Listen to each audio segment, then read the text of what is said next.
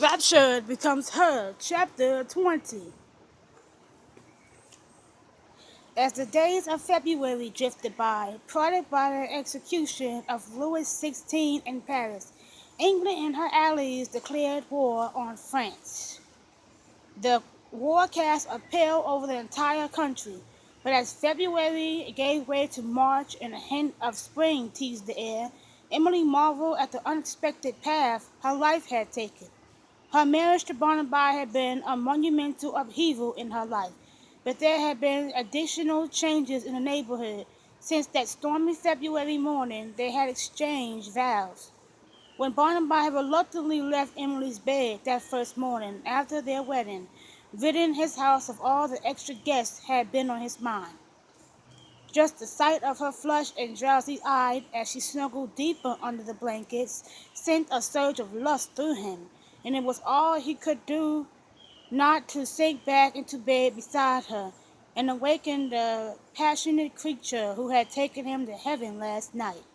He sighed. The further discovery of his bride's many delights would have to wait. First he had to convince Matthew and his brothers that there was no reason for them to remain at Windermere waiting for another attack on him. The two men met in Barnaby's study, and when Barnaby told Matthew that he and his brothers should return to Monk's Abbey, of course Matthew objected. "Have you forgotten that someone is trying to kill you?" he demanded, his jaw tight, his eyes bloodshot from a night carousing at the Ram's Head. Barnaby shook his head. "No, I haven't, but I don't believe that being constantly in the company of you and your brothers is going to prevent another attempt. Dash it all, I was shot with Emily riding right beside me." Grimly he added, "If the would-be assassin is as determined as I fear he may be, your presence will be for naught." "Yes, but nothing," Barnaby interrupted. "I appreciate your concerns, but you cannot remain indefinitely at Windermere waiting for someone to take another stab." Barnaby winced at me. When Matthew looked mulish, Barnaby said persuasively, "Thanks to the last attack, I know that there's someone who wants me dead, and that none of these accidents were accidental. My guard is up. I'll not be caught napping again.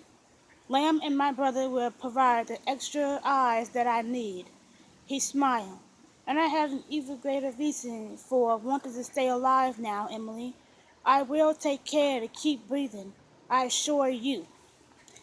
Matthew didn't like it, but in the end he reluctantly agreed that he and his brothers would leave for Monk's Abbey that afternoon. Before they left Barnaby's study, he shot him a hard look and said, "I would remind you that I am on your side in this. If you have the slightest need of me, send word." His lips thinned.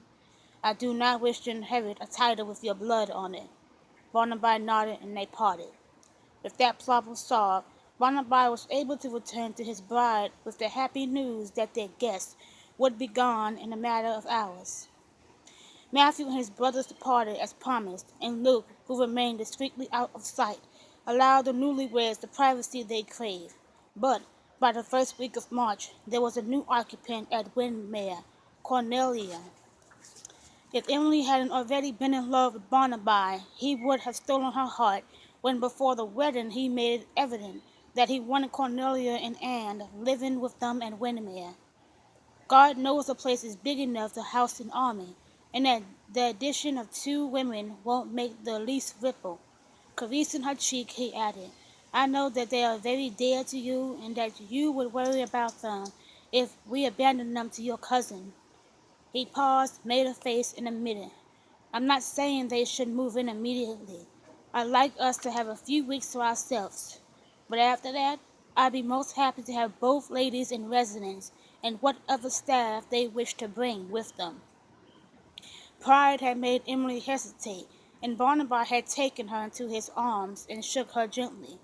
"I'm a wealthy man," he said bluntly. "You will be my wife in a matter of days. Let me do this for two members of your family, both of whom I have grown very fond." When she had protested, he put a finger against her lips and muttered, "And I don't want to hear one word about charity. It's my bloody money, and I'll see how I see fit. Spend how I see fit. He grinned at her. Better I spend it seeing to their effort than throwing it away on the gaming tables. Take your choice. There was no choice, as Emily had known full well the moment he brought up the subject. When the idea had been presented to her, Cornelia accepted Barnaby's offer with brazen glee. But Anne, approached by Emily the day before the wedding, had hesitated. After a moment, her brown eyes full of anxiety, she asked, "Would you be wounded or think me ungrateful if I refuse your very kind offer?" Emily shook her head, already half prepared for Emily's reply. In a rush, Anne said, "I didn't want to say anything until after the wedding, but dear Althea has begged me to make Parkham House my home, and I think I shall do very well living there." Quickly Anne added, "If Cornelia was remaining here, I would never desert her. With you married to Barnaby, and Cornelia moving in with you," she blushed, "I can please myself." And so, by the 19th of March, Anne was nestled at Parkham House, and Cornelia was reigning over her splendid suite of rooms at Windermere.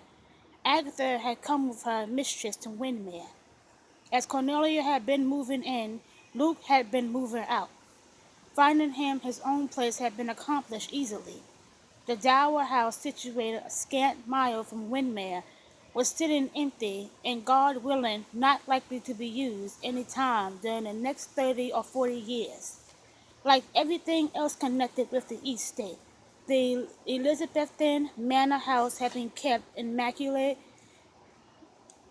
condition and was ready for occupancy if Luke found favor with the suggestion. Luke did. Barnaby could even supply an exceptional butler and cook for him, Walker and Mrs. Spaulding. These days Luke was happily settled in at the Dower House with Mrs. Spaulding, aided by Alice, the scullery maid, bustling about the kitchen, and Walker overseeing Tom, the footman, and Jane, Sally, and another pair of housemaids taken from the staff at Windermere. While Luke was willing to allow Barnaby to house and care for him at the moment, it was understood to be a temporary agreed arrangement. Barnaby was aware that once Luke was fully recovered, that he would chafe at being dependent on someone else, and that it would be only a matter of time before Luke would seek his own fortune. Having arrived in England penniless and half alive, Luke had no choice but to accept Barnaby's generosity in providing for his care, but he balked when Barnaby mentioned settling a small fortune on him.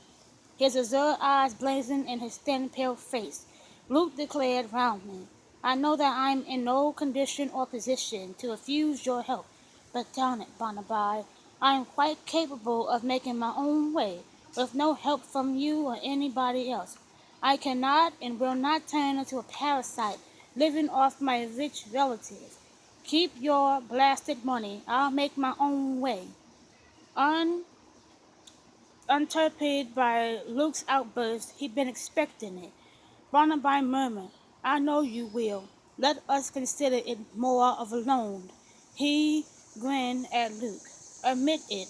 You'll need a stake, and I'm willing to provide it. You can pay me back with interest when you have the funds, which I know will be soon enough once you reach London and the gaming tables." Luke laughed reluctantly. "Damn you! Must you always get your own way?" Barnaby smiled, and the matter was settled. There was never any question that Luke would repay the debt, or the manner in which he would earn the money to do so. Luke had earned his nickname because he did, indeed, have the devil looking out for him when it came to most things. Witness his escape from France. And at the gaming table, well, there was many a fine gentleman who rose from the table with a much lighter purse, swearing he played against Lucifer himself. For the past fortnight, Geoffrey had been king at the Birches, as he plotted and planned. He finally had the house all to himself. The season was due to start in a few weeks, and with his financial affairs in shambles, It was impractical to invite any of his rakish cronies to visit. This winter, he swore, would be different. He filled the house with knowing gamblers, hard drinkers, neck-or-nothing riders, and men of the world like himself. Naturally, there would be a few dashing widows and ladies of questionable reputations amongst the guests. Without his great-aunt and his cousin's disapproving looks, he could please himself, and he intended to. Emily's marriage to Jocelyn, while leaving him in sole possession of the house, had done nothing to improve Geoffrey's money woes, and he drank and brooded over the unfairness of it all. He had one stroke of luck, though. The day after Answorth's death, he rifled through the man's belongings and found the vows that his late friend had held over his head. He promptly destroyed them, telling himself that Answorth no longer had any need of it. Geoffrey also pocketed the tidy sum of money Answorth had left behind in his room on that fateful day. After that, he ordered Answorth's valet to pack up everything and depart for London. Geoffrey was not destitute, but his lack of money greatly curtailed his activities and prevented him from living the life he wanted, the life he had expected to live when he had inherited from his uncle. What had seemed like an immense fortune in the beginning had disappeared at an astonishing rate through his careless fingers, and besides raiding the money set aside for Cornelia, Anne and Emily, he put nothing back into his estate, and drained every penny to support his extravagant ways in London. Another man would have seen the room facing him, and set his mind to shoring up his estate, and abandoning, at least for the time being, Geoffrey and the dangers that lurked there, but not Geoffrey. He brooded over ways to get his hands in the pockets of Emily's husband, the very wealthy Lord Jocelyn.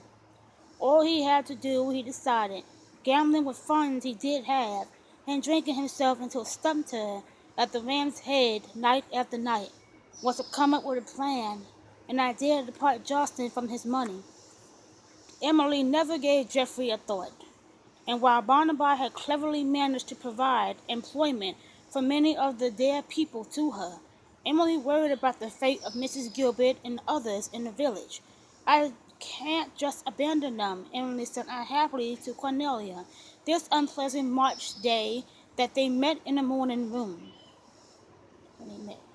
It had stormed most of the previous night, and even now rain beat against the windows and a blustery wind battered the house.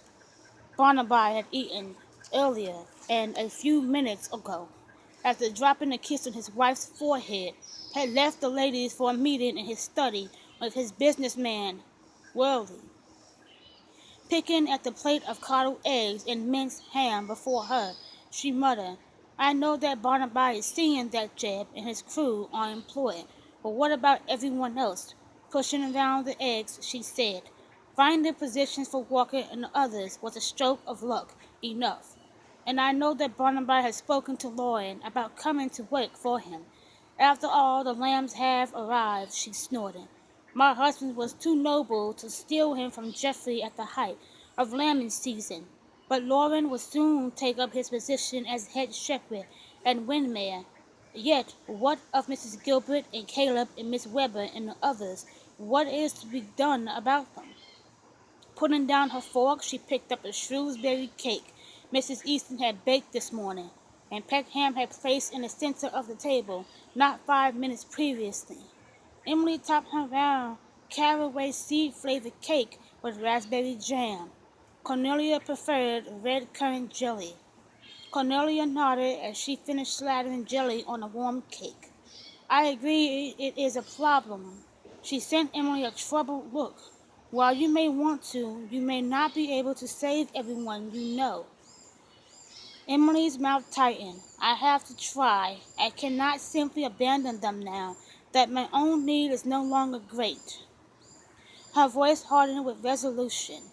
"Something has to be done, and Barnaby cannot hire everyone in the village to work for him." "True," Cornelia said, "but your husband can't give that stiff rump Peckham the boot soon enough to please me. Distracted by that enchanting picture, Emily giggled. Oh, I so agreed. He's insufferable and condescending, isn't he? Cornelia's brows rose. I thought he reserved that treatment especially for me. Sending Emily a stern look, she said, You are mistress of Windmere. If Peckham displeases you, send him on his way or tell your husband how you feel about him. Emily frowned. I don't think Barnaby likes him very much either, but I have the impression that, for some reason, he's willing to put up with him for now. Oh, no.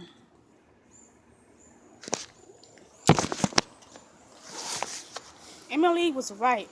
Barnaby didn't care much for Peckham, but for the present, he wanted the man where he could keep an eye on him.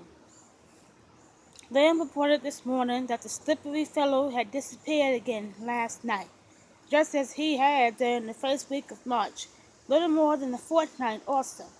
The fact that, as on the previous two occasions, there had been a storm that hadn't escaped Barnaby's notice, and with his knowledge of the smugglers' preference for stormy nights to land their contraband, it wasn't such a leap to connect Peckham's vanishing act and with the landing of smuggled goods. It was too much of a coincidence that the butler only disappeared on the same stormy nights when smugglers were most likely to run their goods ashore. Only half listening as Worley gave his report, Barnaby considered Peckham's behavior. If Peckham did have dealings with any smuggler in the area, he concluded that it would have to be the Noel's gang. His eyes hardened. He had a score to settle with Noel's and his men, and reminded himself that he had yet to pay a visit to the Ram's Head. He wondered if today would be as good as any. After Mr. Worley gathered up his papers and departed, Barnaby continued to sit in his chair, his thoughts unpleasant.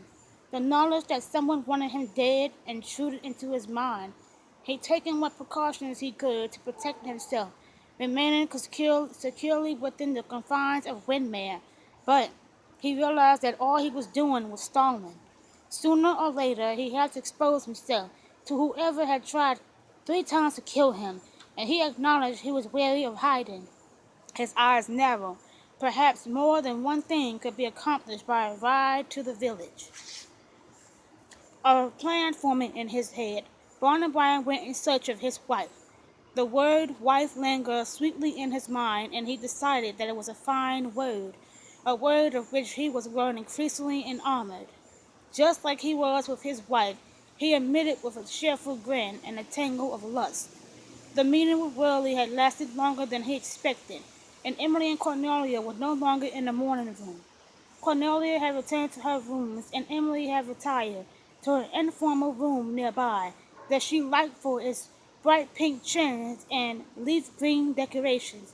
When he entered the room, Emily was going over the day's menu with Mrs. Easton.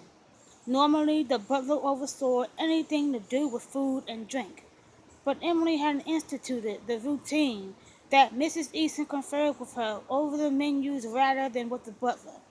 At Barnaby's entrance, Mrs. Easton bobbed a curtsy, and after a final word from Emily, the cook walked out of the room. Alone with her husband, and seeing the sudden intentness in his eyes as his gaze traveled over her, she sat demurely on the sofa, her toes curled in pleasurable anticipation, and beneath her gown of mulberry bombazine her nipples peeped. He had no intention of making love to her when he entered the room. He'd come to tell her he was going to ride into the village, not, of course, mentioning he would be paying call at the Ram's Head, but just the sight of her distracted him, and knowledge of what lay beneath that charming gown aroused him, painfully, frantically. The need to lose himself in the hot silk of her body drove all thoughts but making love to her from his mind. Locking the door behind him, Barnaby dragged her into his arms and kissed her as if it had been days instead of hours since he had last touched her. Her arms closed around his neck, and she returned his kiss fervently, moaning when those knowing hands fondled her breast. Emily had been stunned to discover how very much she enjoyed the marriage bed and her husband's love-making. Barnaby had only to look at her, and she went weak with wanting, and this morning was no different. She knowing as soon as she caught the expression in his eyes, and noted the cornel curve of his lips, that he wanted her as she wanted him. Her body already aflame for him, she made no protest when he pulled her bodice lower and bared her breast.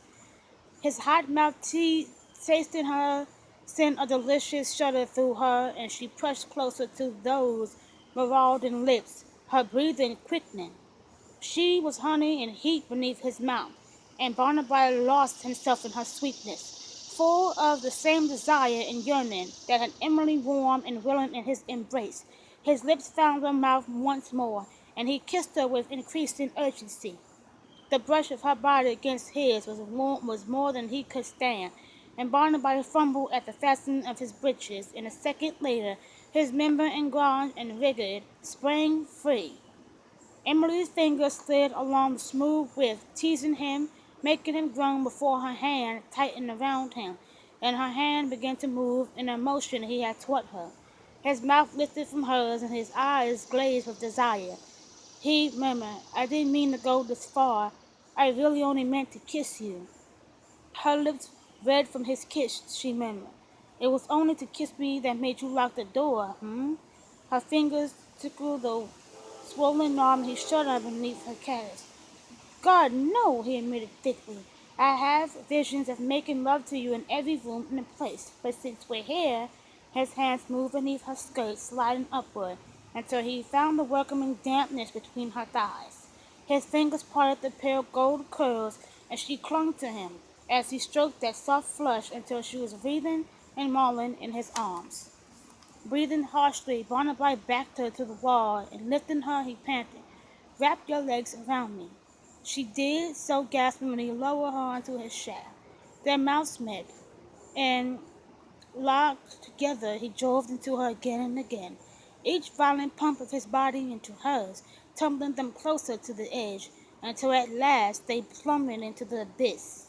Small tremors still pulsing through her body, Emily leaned weakly against the wall, hardly able to stand when Barnaby finally moved and her legs slid to the floor. Only his arms, wrapped securely around her, kept her upright and prevented her from sinking into a damp puddle of ecstasy at his feet. His forehead rested against hers, his lips brushing hers. He said huskily, "That's why I locked the door. Wouldn't want to shock the servants." Recalled to her surroundings, Emily giggled, blushed, and pulled her gown back into position.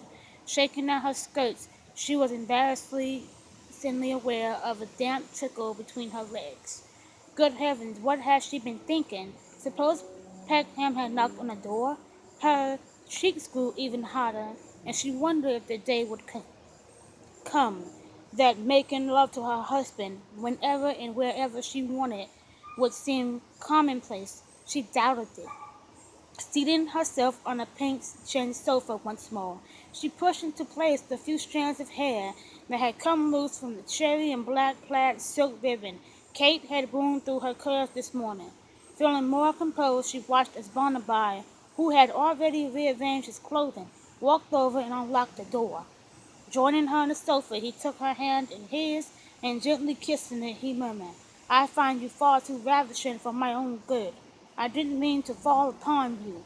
She smiled at him. "I can't recall. But did I scream for help or ask you to stop?" Barnaby threw back his head and laughed. "Now I know why I love you." Emily's smile faltered, and uncertainty in her eyes. She asked softly, "And do you love me?" His hand tightened around hers, and dark eyes glittered now with a different emotion. All signs of laughter gone, he said, "It is why I married you, because I love you and couldn't imagine life without you." Her heart leaped, and a weight she hadn't even been aware of slid away. She had to have been blind not to know that he had affection for her, and while she knew the state of her own heart, she had never been sure of his.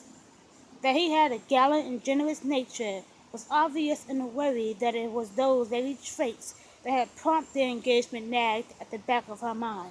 A strong streak of chivalry ran deep within Barnaby, and confronted with her situation, it would have been the most natural thing in the world for him to want to rescue her. She smiled tenderly, and Cornelia, Anne, Walker, Jeb, and all the others, the niggling fear that pity and kindness had been at the root of his determination to marry her vanished, and her fingers clung even more tightly to his. He loved her, she thought giddily. He just said so. Hugging a moment to her, Emily's gaze dropped to their hands. He's so big and dark, holding her much smaller and paler one. He loved her. Barnaby tipped her chin up, staring down into her eyes. He asked quietly, "What are you thinking, my love?" So filled with love for him, she could barely speak. She said thickly, "That I am so very lucky that you love me, and that I love you more than life itself." A light blazed across his face, and in a shaking voice he said, "I hoped you did, but I was never certain and worried." She stared at him dumbfounded. "You worried?" He smiled and dropped a warm kiss on her nose. "I did, indeed. I was marrying an Amazon. Most men would have been worried." Giving her a little shake, he added, "Of course I was worried. I knew you found me attractive and that you responded to my advances, but you were never very forthcoming about your marriage, your feelings. I couldn't help wondering if you were marrying me just to provide security for Cornelia and all the rest of your vulnerable chicks." Emily's mouth fell open and she gasped at him. But, she spluttered, "I thought you might be marrying me because you felt sorry for me." "Sorry for you," he said, and burst out laughing. Pulling her into his arms, he kissed her softly and said, "Sweetheart, if I felt sorry for anyone, it was my own besotted self. I was mad for you almost from the moment I laid eyes on you, and all you did was keep me at arm's length and act like if you found me a bearable nuisance." "I did not." "Yes, you did." His arms warm and caressing on her face, he murmured, "You're going to have to make it up to me by loving me until the end of our days." Her heart melted. Her arms encircled his neck, and she replied demurely, "Well, since I have no other choice, I shall do my best." Her arms tightened, and she cried, "Oh, Barnaby, I do love you." "And I you, sweetheart," he swore softly, "always and forever." They kissed, and for a long time, while the room churned outside, in that charming pink chintz room, there were only the murmurings between lovers. Barnaby's step was light when he finally tore himself away from Emily's beguiling presence. He was a happy man. His passionate, beautiful wife loved him, and he thanked the fate that had brought him to England and Emily. Possessing a magnificent fortune, he thought, after ordering his horse brought up from the stables, was a splendid thing. But having Emily loved him, he grinned. He couldn't help it, even if it cost Peckham, who was crossing the entry hall, to stare at him strangely. Having his Amazon love him, Barnaby decided, now that was the most splendid thing. Mindful of the previous attempts on his life, Barnaby didn't, as he would have normally ride alone to the village.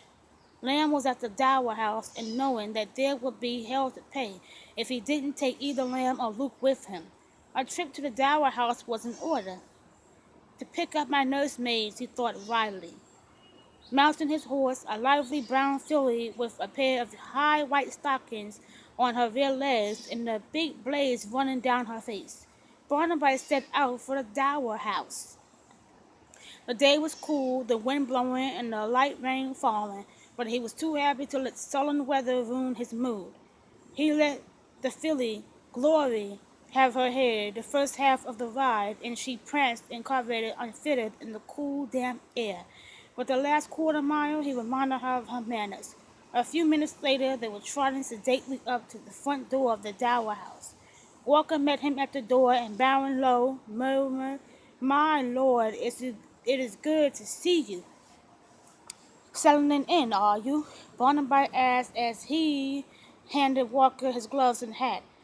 Having placed the hat and gloves on a narrow marble-topped table in the alcove entry, Walker moved quickly to help him out of his great coat. "My brother not being too demanding?"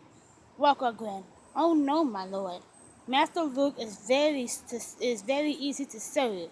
as long as Mrs. Spaulding keeps him stuffed with her veal patties and gammon steaks on toast, of which he is particularly fond. And I see to it that the wine and brandy decanters are full. He is a happy man.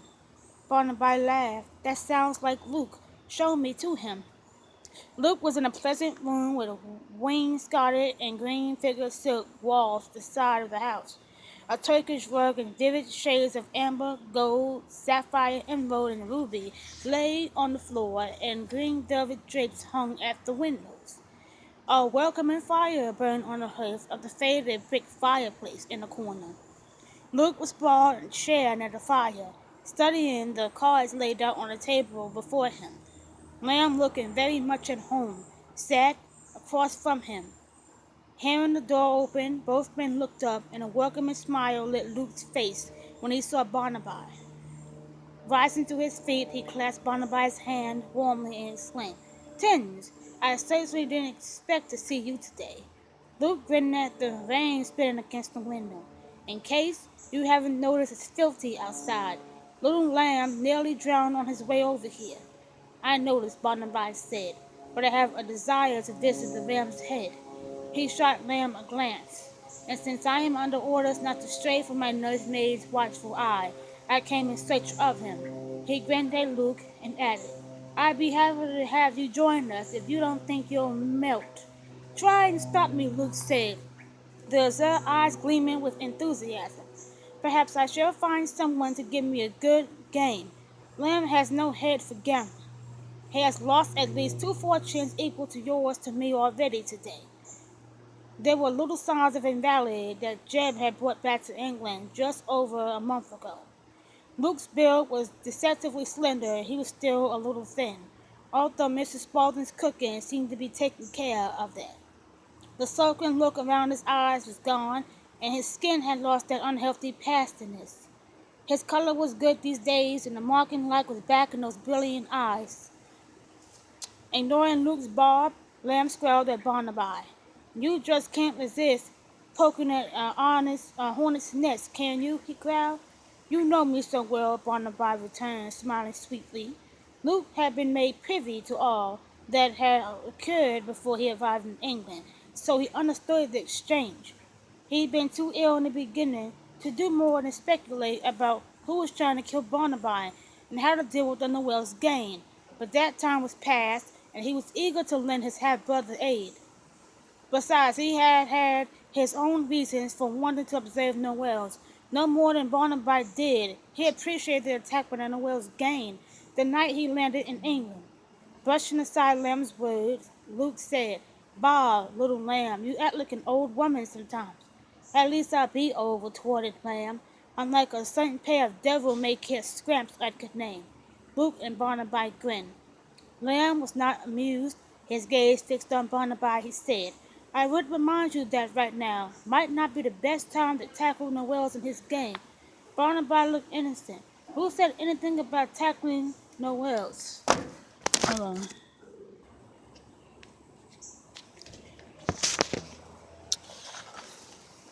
Barnaby looked innocent. "Who said anything about tackling Noel's?" Barnaby snorted. "I know you." His fist hit the table. "Blast it, Barnaby. You have a wife to consider now. What the devil are you thinking of by gallivanting off to the village and stirring up God knows what sort of trouble?" "You have no need to remind me of my responsibilities," Barnaby shot back. "I cannot remain hiding at Windmere for the rest of my life. At some point, I will have to leave the haven of Windmere. A trip to the village accompanied by 2 stalwart protectors doesn't seem an unreasonable first step." "He's right," said Luke. "There has been no sign of this would-be assassin. Perhaps he has given up." Lamb eyed Luke disgustedly. "I should have known you side with him. You're so bloody wise. You nearly lost your life on a fool's quest." Luke's fist clenched and he started forward. Lamb rose from the table, looking as pugnacious as Luke. As he rose so often in the past, Barnaby quickly stepped between the two of them. A placating note in his voice, Barnaby said to Lamb, If I thought I wasn't in any danger today, I swear, I'd follow your advice. I don't believe my would-be killer has given up, but who knows how long it will be before he strikes again. Am I to remain a prisoner forever? Something in Barnaby's voice caught Lamb's attention, and his eyes narrowed. You're not just going to the village to see Noel's. You're also hoping he draw out whoever is trying to kill you. The guilty look that flitted across Barnaby's face was answered enough, and Lamb swore low and viciously. Martin Doe, cried Luke, realizing Lamb spoke the truth. Grabbing Barnaby's shoulder, he shook him. Are you mad? No, said Barnaby, shrugging off Luke's hands. But if I stay secluded at Windmere sooner or later, this killer will be forced to strike, and I prefer Emily and Cornelia nowhere around when he does. When Lamb and Luke remained unconvinced, Barnaby said wearily, May I remind you both that we know nothing about this man, not who he is, where he is, or even why he wants me dead. We're unlikely to learn anything as long as I stay confined at Windmere. Despite the danger at some point, I have to resume some semblance of my life. He took a deep breath. He has to be drawn out, and the only way I can do that is to give him an opportunity to kill me. And it has to be today, snarled Lamb. If not today, then when? Barnaby asked. Tomorrow? Next week? Next month? Thoughtfully, Luke said, Unless we have very bad luck, it is doubtful that this mysterious fellow will even know that Barnaby has left Windmere to visit the Ram's Head. My point exactly, said Barnaby. I should be safe today.